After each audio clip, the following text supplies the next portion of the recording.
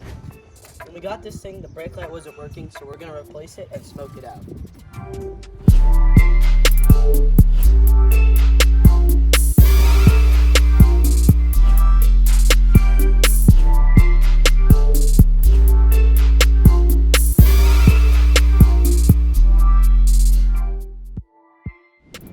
For this job, you're gonna need a socket wrench and a T20 torque bit.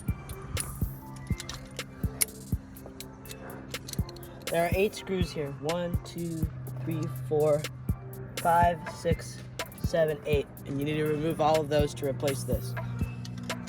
Then you take this off and release the light using these plastic tabs.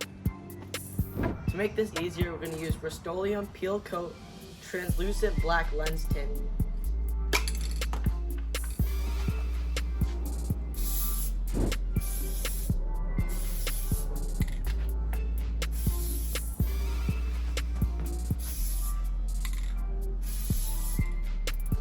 As you can see, this is a smoked out one. This is the normal one that came with the car. There's a huge difference. Here it is back on the car and working.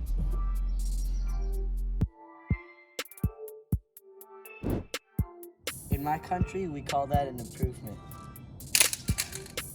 Oh, I almost forgot. One of the things I hate most about this car is the antenna. So we're gonna replace it with this cooler one.